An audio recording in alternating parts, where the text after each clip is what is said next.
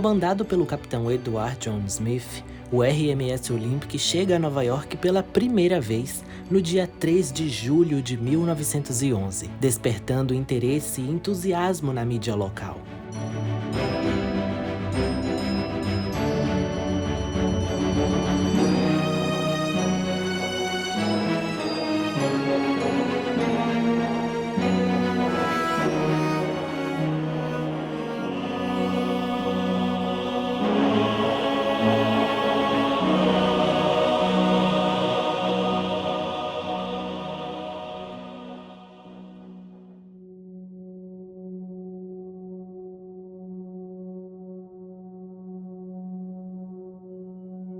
Em seu último dia em Nova York, o capitão Smith aparentemente jantou com o Sr. e a Sra. Wiley de Flushing, em Long Island. Depois disso, ele partiria para a Europa para assumir o comando do Titanic. Naquele jantar, o capitão Smith, de acordo com a Sra. Wiley, estava entusiasmado com as expectativas de seu novo comando. Ele disse que compartilhava com os projetistas da embarcação a maior confiança em suas habilidades de navegação e disse ao senhor e à senhora Wiley que era impossível de ele afundar.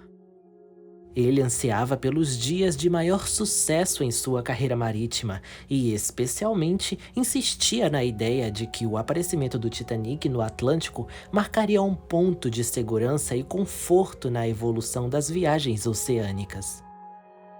Em seu relato, a Sra. Wiley descreveu: "Pelo que eu conheço do capitão Smith, ele seria o último homem a deixar o navio se ele estivesse afundando."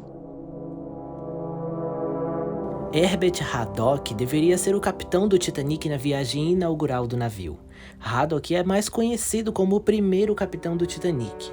No entanto, seu curto mandato de 6 dias a bordo do Titanic não seria levado como digno. Ele era um capitão muito admirado e capaz por seus próprios méritos. Ingressando na White Star Line em 1888 como quarto oficial, ele rapidamente subiu na hierarquia, chegando a oficial-chefe em 4 anos. Ele foi uma escolha lógica para seguir Edward Smith como o novo comandante do Olympic, permitindo que Smith comandasse a viagem inaugural do Titanic. Navios desse tamanho eram uma novidade para o mundo, e controlá-los seria um verdadeiro desafio.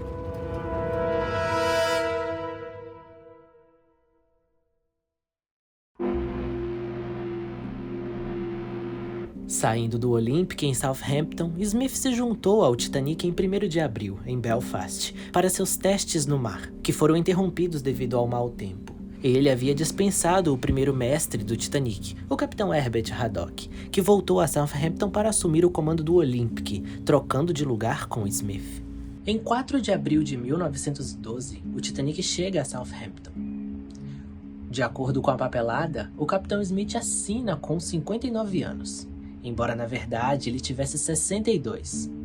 Curiosamente, ele assinou com a sua idade verdadeira, de 61 anos, quando estava comandando o Olympic no ano anterior. Poucos dias antes do dia da navegação, houve um anúncio surpreendente. O capitão Smith, trabalhando sobre as ordens da White Star Line, reorganizou as posições da tripulação do Titanic, renomeando Henry Tingle White como oficial-chefe, mesmo posto quando estava a bordo do Olympic. Isso significava que Murdoch foi rebaixado para o cargo de primeiro oficial, enquanto Charles Lightoller para segundo oficial.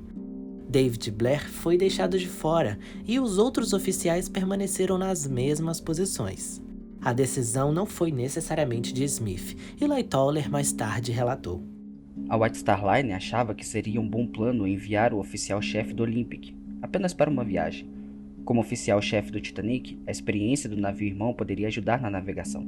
As evidências sugerem que o rebaixamento foi principalmente devido ao uso de Wilde na White Star Line, que estava esperando por sua própria promoção para se tornar capitão de um navio da empresa. No artigo de Lightoller do Christian Science Sentinel, isso é referenciado quando ele escreve: "Pouco antes de partirmos de Southampton, Wilde, que era ex-chefe do Olympic, deveria ter recebido o comando de outro navio da White Star, mas devido à greve do carvão e outros motivos, Ele foi enviado por enquanto para o Titanic como chefe, Murdoch ficando em primeiro lugar, eu em segundo. De qualquer forma, o novo oficial-chefe Henry Tingle Wilde chegou ao porto do navio em algum momento no dia 9 de abril, logo após o carregamento de carvão, recrutamento da tripulação, carregamento de carga e suprimentos terem acontecido. Ser designado para o Titanic aparentemente foi uma decepção para o Wilde. Há muito se especula que ele deveria ser capitão de outro navio da empresa, possivelmente o Syndic. O próprio Wilde escreveu em 31 de março de 1912 para sua cunhada Anne. Fiquei muito desapontado ao descobrir que todos os preparativos para assumir o comando do Syndic foram abandonados devido à paralisação do carvão e o cancelamento de tantos navios e travessias. Vou agora me juntar ao Titanic por um tempo, até que outro navio apareça para mim. Talvez isso leve um tempo. Ele também menciona o alto custo do carvão. Estamos pagando 2 libras por tonelada de carvão para este navio. Um alto preço para queimarmos 900 toneladas de carvão por dia. Por volta das 2 da tarde do dia 9 de abril, Wilde finalmente descobre que ele é de fato o comandante a bordo do Titanic. Ele escreveu a babá de seus filhos em uma carta datada de 9 de abril. Apenas algumas linhas para informar que estou navegando no Titanic amanhã, para algumas viagens. Acabei de ouvir que estou realmente indo e recebi um telegrama de Liverpool às 2 horas desta tarde. Então, tenho que ir. Murdoch escreveu uma carta datada de 8 de abril de 1912, um dia antes de Wilde receber o telegrama de Liverpool. Ainda sou oficial-chefe até o dia da partida, e parece que terei que recuar o posto para primeiro oficial, então espero que não demore muito. Se tudo ocorrer bem quando Wilde se for, eu subirei novamente. Este documento da tripulação mostra a remodelação oficial. O rebaixamento de Murdoch também significou uma redução de salário, de 25 para 17 libras. De acordo com Elizabeth Gibbons, Murdoch não precisava de dinheiro urgentemente, mas ele era um homem casado com despesas domésticas e uma hipoteca. Certamente isso não era uma notícia muito boa. Sem contar que 1912 era um ano de salários congelados e uma crise que se estenderia até a eclosão da Primeira Guerra. Torne-se um membro do nosso canal do YouTube. Com a sua ajuda, podemos produzir ainda mais conteúdos incríveis para você. Junte-se a nós agora e ajude a manter o nosso canal em uma constante evolução. Dessa forma, você promove esse tipo de conteúdo que é escasso no YouTube Brasil. Outra forma de ajudar é no botão Valeu Demais aqui embaixo.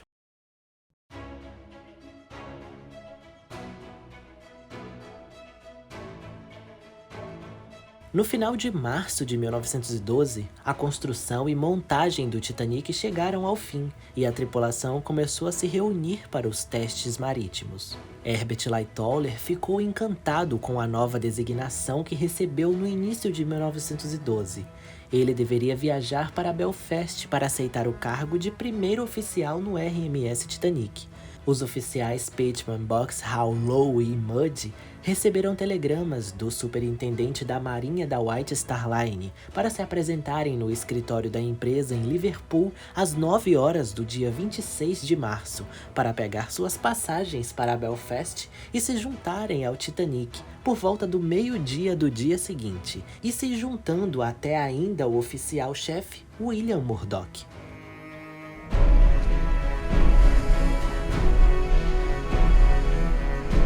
Os testes no mar começaram em 2 de abril, no Belfast Lock, e durou menos de um dia.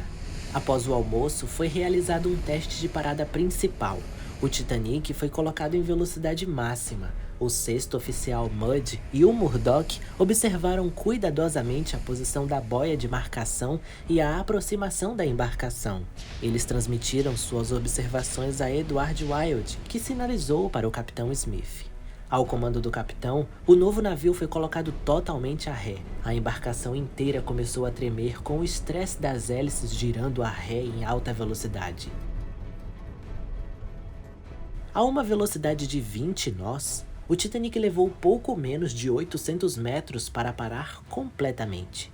Em seu testemunho no inquérito americano, Lightoller descreveu o quanto estava impressionado com o Titanic assim que o viu pela primeira vez. É difícil transmitir qualquer ideia do tamanho de um navio como o Titanic, quando na verdade você pode caminhar quilômetros ao longo de convéses e passagens, percorrendo diversos salões o tempo todo. Eu estava completamente familiarizado com todos os tipos de navios à tona, desde um encouraçado até uma barcaça, mas levei 14 dias até que pudesse encontrar com confiança sobre qual caminho era o mais curto para tal lugar. Notavelmente, como primeiro oficial, uma de suas funções seria testar os botes salva-vidas. Mas durante o inquérito depois do naufrágio, Lightoller afirmou que apenas 6 botes foram baixados até a água. O restante foi baixado até a metade. Segundo ele, o objetivo não era testar os botes, mas sim os turcos, pois os botes já haviam sido testados antes de serem instalados no navio. Além de testar os botes salva-vidas, o primeiro oficial, Lightoller, viu as portas estanques e elas estavam todas em perfeito estado de funcionamento. Como até então ele era o primeiro oficial, ele também era encarregado de checar toda a munição e armamento a bordo. Enquanto o Titanic estava no mar, as funções do terceiro oficial Pitman compreendiam em fazer observações celestes, encontrar o desvio da bússola, supervisionar os arredores do convés e cuidar dos contramestres. Ele também era auxiliar na ponte de comando, se necessário. Pitman dividia a função de cuidar do diário de bordo com o quinto oficial Lowe e também de medir a temperatura da água. Os fusos horários durante a viagem também eram de suas responsabilidades. Parte do dever de Lowe era examinar os botes salva-vidas. Fui instituído pelo Sr. Murdoch, o então oficial-chefe do navio.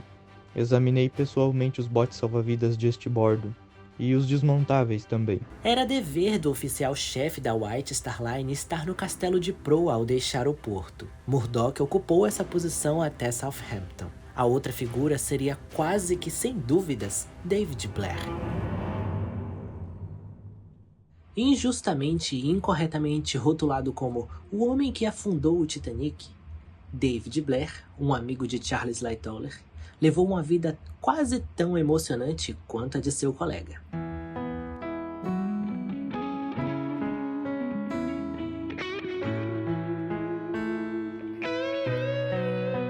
Foi a sua nomeação como segundo oficial que o tornou mais famoso, mas ele logo foi deixado de lado quando Henry Wide assumiu o posto de oficial-chefe e William Murdoch foi rebaixado para primeiro oficial.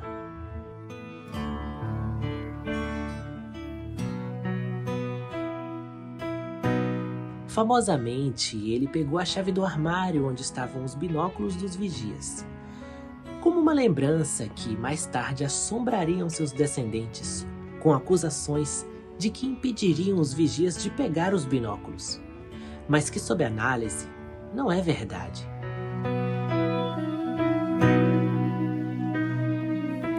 Ainda na sombra dos fortes ventos que foi o motivo de adiar os testes marítimos do Titanic, o navio finalmente atracou em Belfast.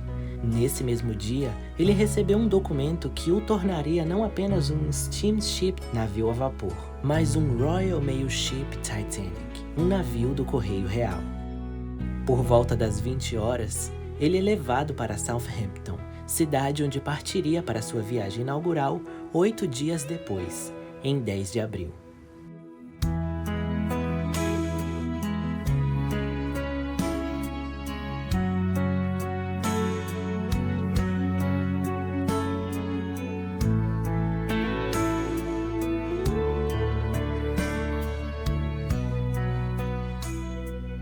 Com os testes atendendo a todos os padrões da Junta Comercial Britânica, o Titanic zarpa naquela mesma noite, às 20 horas, rumo a Southampton, chegando no dia 3 de abril. Aproximando-se de Southampton no novo Titanic, Boxhall notou uma mudança no clima. O tempo estava muito bom até as 2 da manhã. Porém, quando eu entrei para o serviço, por volta das 4, já estava tudo nublado. E às 6 horas da manhã, o tempo voltou a ficar firme. Assim que chegaram a Southampton, tiveram a oportunidade de visitar a cidade enquanto eles não estavam de plantão. Talvez surpreendentemente para alguns, mas Purser McRoy era indiscutivelmente a pessoa mais importante a bordo do Titanic. Ele tinha que conhecer todo o navio e a tripulação e ter uma resposta para cada pergunta, ou pelo menos saber quem poderia fornecer uma resposta. Era ele o responsável por garantir que todos os passageiros tinham bilhetes válidos, fazia todas as compras para uma viagem, pagava os salários à tripulação e era o ponto de contato para todos os tipos de solicitações. Assim como a bordo do Olympic, o escritório de Purser estava localizado no desembarque do convés C da grande escadaria. Ele tinha sua própria cabine sem identificação ao lado do C-53. Hugh McRoy embarcou a bordo do Titanic um dia antes da partida, no dia 9 de abril de 1912, com um salário mensal de 20 libras. All alone, I get along just fine with a bottle of whiskey and a cheap box of wine. If I go, maybe this time I'll find a way to get you off my mind. All I need, all I need, all I need, all I need, all I need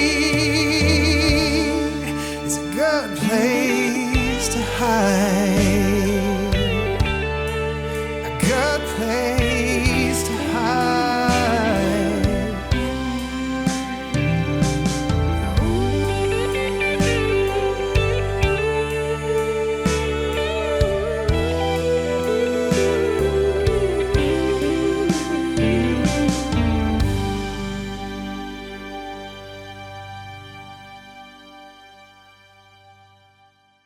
Torne-se um membro do nosso canal do YouTube. Dessa forma, você promove esse tipo de conteúdo que é escasso no YouTube Brasil. Outra forma de ajudar é no botão Valeu Demais aqui embaixo.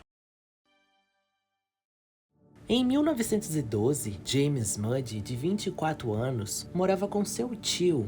Durante uma travessia em 1904, ele conheceu o Sr. Selby e desde então viraram grandes amigos.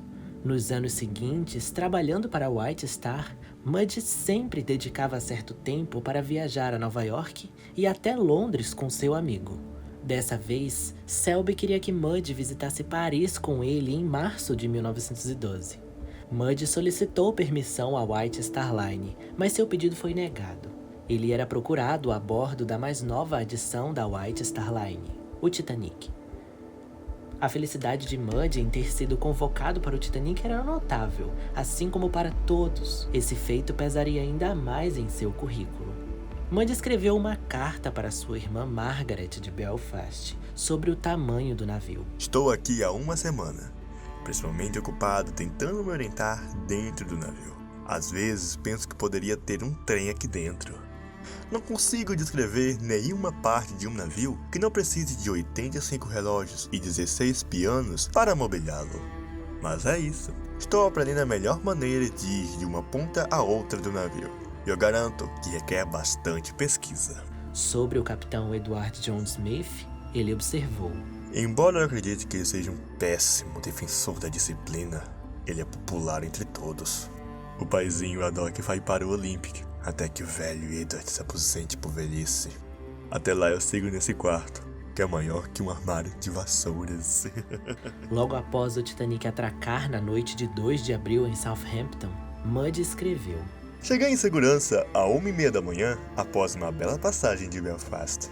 Ancorado no ar, começaram a erguer um enorme arco-íris de bandeiras bem sobre o navio. 220 bandeiras, com 2,5 metros cada uma. Em 5 de abril de 1912, o Titanic foi fotografado decorado com bandeiras para a Sexta-feira Santa em Southampton, assim como Mudie descreveu na sua carta. No entanto, as bandeiras não eram necessariamente uma observação religiosa, mas sim uma saudação aos moradores de Southampton. Apesar disso, o Titanic não foi aberto ao público como era de costume em novos navios da White Star Line. Passeios pagos eram uma rotina. O próprio Olympic foi aberto ao público no ano anterior. Em 9 de abril, dia que ocorreu oficialmente o rebaixamento de Lightoller, o oficial da imigração da junta comercial, Maurice Clark, embarca no Titanic. Ele é auxiliado por Lightoller e Murdoch por muitas horas, enquanto verifica cuidadosamente se o Titanic atende aos requisitos de segurança. Lightoller, ao depor ao inquérito norte-americano, não escondeu seu desagrado. Capitão Clark, nós o chamamos de incômodo porque ele é tão rigoroso. Ele sempre quer tudo explicado nos mínimos detalhes. Ele insistia que fôssemos absolutamente trazidos para o convés todas as vezes. Equipamentos salva-vidas do navio, coletes salva-vidas em todo o navio, todos os barcos tinham que ser descobertos, todos os disjuntores examinados, remos contados, lemes testados, todos os turcos tentados. Haviam inúmeros trabalhos de detalhes. Baixamos todos os barcos, colocamos na água, desamarrar, amarramos novamente e puxamos de volta. E se ele não estivesse satisfeito, mandava fazer tudo novamente. Os coletes salva-vidas em todos os quartos, em todos os compartimentos, como dizemos. Enfim, havia coletes onde todos os passageiros estavam.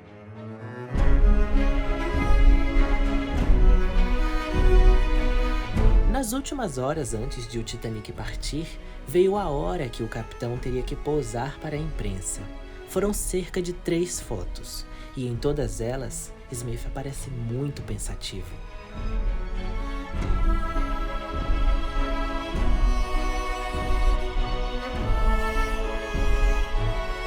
Mas havia outro trabalho urgente a ser feito, além de posar para a imprensa. A reunião da tripulação, na qual o primeiro oficial William Murdoch conferiu os nomes dos tripulantes, terminou por volta das 9h, 9h30 e começaram a chegar os primeiros passageiros da primeira classe. Nesse mesmo tempo, foi realizado um novo exercício de barco para um outro inspetor da junta comercial. Às 11 horas, o piloto Bowyer chegou e preparou a tripulação para a partida. Assim que os oficiais superiores Wild, Murdoch e Lightoller apresentaram seus relatórios ao Smith, o primeiro oficial Murdoch relatou que o navio estava com mais de 2.200 pessoas a bordo e que estava pronto para navegar ao meio-dia.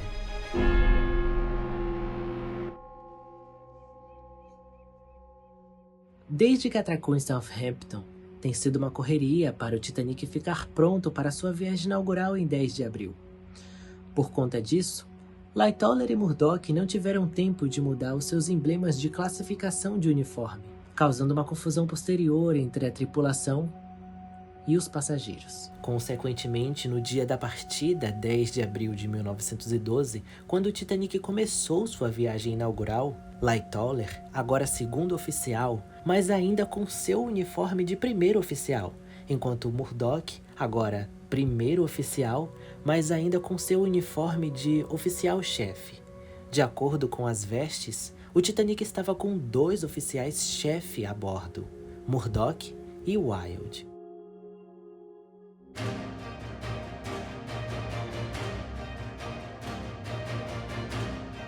O Titanic estava pronto para partir ao meio-dia para Cherbourg, na França.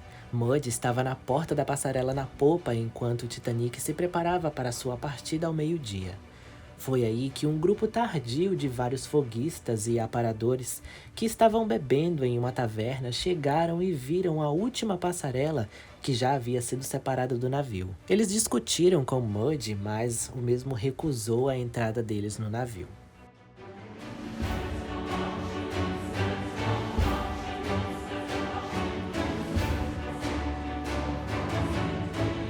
Em uma das fotos mais famosas do Titanic partindo de Southampton, os rebocadores puxando-o para longe do Cais 44, vemos a última e mais comovente fotografia do oficial-chefe Wild, de pé na proa do navio, com as mãos aparentemente cruzadas para trás das costas, enquanto ele observa os homens trabalhando nas linhas.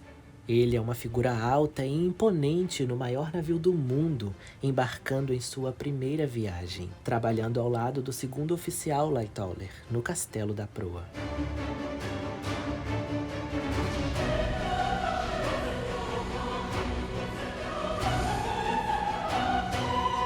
Minutos após essa fotografia, o Lightoller presenciaria em primeira mão o poder desses grandes transatlânticos de luxo. Mais tarde, ele escreveu em seu livro: O New York e São Paulo estavam atracados ao cais lado a lado. Eles estavam em uma posição em que o Titanic teve que passar muito próximo a eles. A terrível sucção criada naquela água rasa simplesmente arrastou esses 2 grandes navios. As amarras se arrebentaram e o New York veio em nossa direção. Foi então que a inteligente manobra do Capitão Smith de acelerar o propulsor bombordo fez com que o navio fosse empurrado para longe, mas passou muito perto mesmo de colidir. Uma vez no mar, Mudge assumiu sua posição como sexto oficial, junto com o quarto oficial Boxhall. Possivelmente durante esse turno, por volta das 16 às 18 horas, que Mudge colocou uma marca no gráfico com uma referência a uma primeira mensagem de gelo recebida. O terceiro oficial Pittman testemunhou mais tarde no inquérito britânico. Pelo que me lembro, um aviso de gelo foi colocado no gráfico entre 4 e 6 da tarde. O Sr. Boxall não parece ter nenhuma lembrança disso. Então, deve ter sido o Sr. Moody. Eu mesmo vi lá quando cheguei ao convés às 18 horas. Na ponte de comando, a ausência da chave do armário onde estavam os binóculos é sentida pelos oficiais. Lightoller relatou posteriormente ao inquérito americano. Eu estava no meu quarto e ouvi uma voz falando dos aposentos. Reconheci que era a voz de Simon, o vigia. Então saí pela porta, eu o vi e disse: "O que é, Simon?" E aí ele falou: "Não temos óculos de vigia no ninho do corvo." Então eu disse: "Tudo bem." Entrei na sala do chefe e repeti para ele que não havia óculos de vigia para o ninho do corvo. Não me lembro de sua resposta real, mas foi no sentido de que ele sabia disso e que tinha conhecimento sobre o assunto. Ele respondeu que não havia óculos de vigia. Então eu disse a Simon: "Não há óculos para você."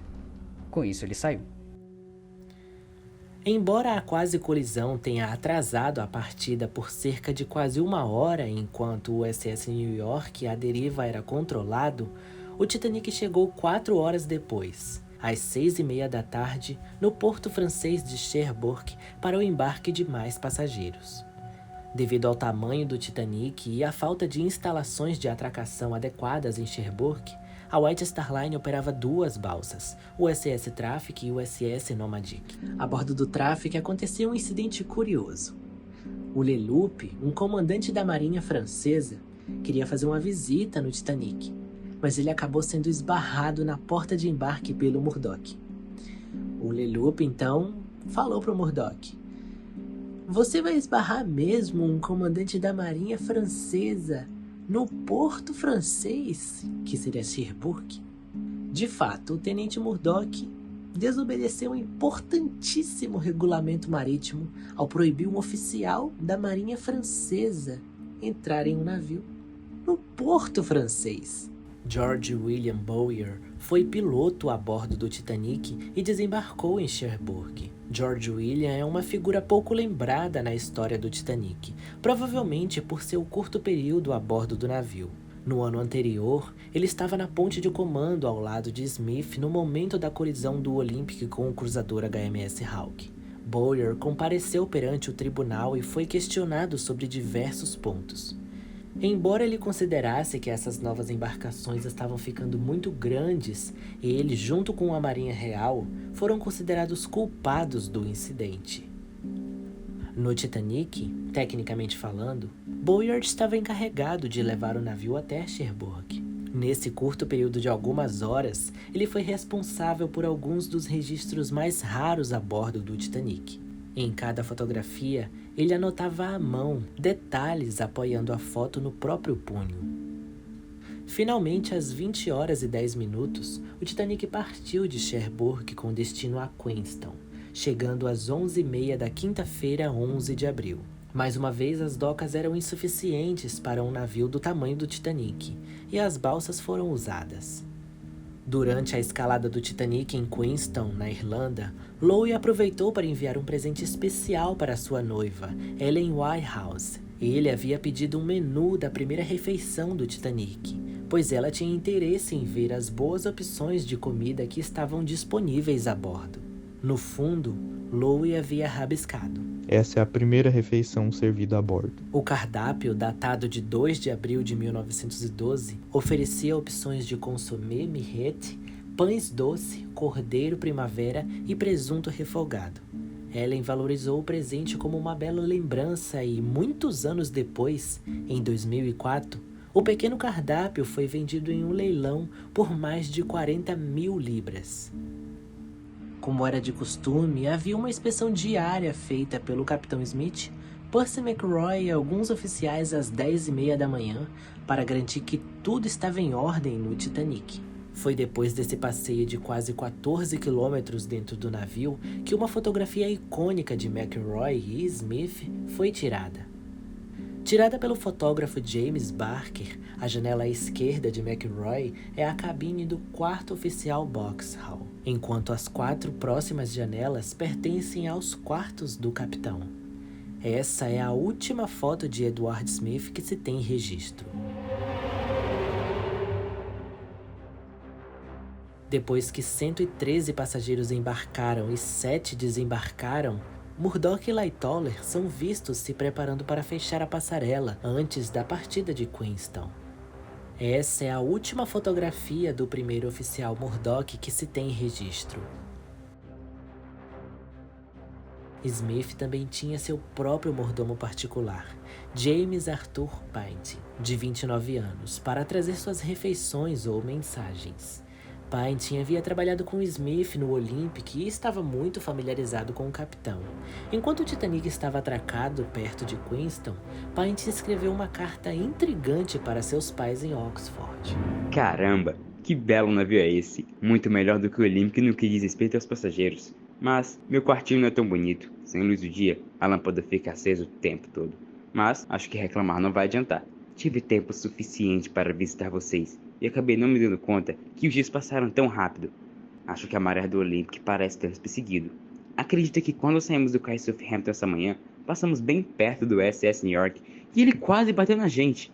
Teve uma grande agitação por algum tempo, mas acho que nada de ruim aconteceu, exceto 1 ou 2 pessoas derrubadas pelas cordas que caíram na água. É interessante notar o uso de Painting quando ele descreve a má sorte que o Olympic teve sob o comando do Capitão Smith. A colisão com o porto na viagem inaugural. A perda da lâmina de um hélice no banco de areia. Depois a colisão com o HMS Hawke. E agora o Titanic passava por uma situação muito parecida logo na primeira viagem.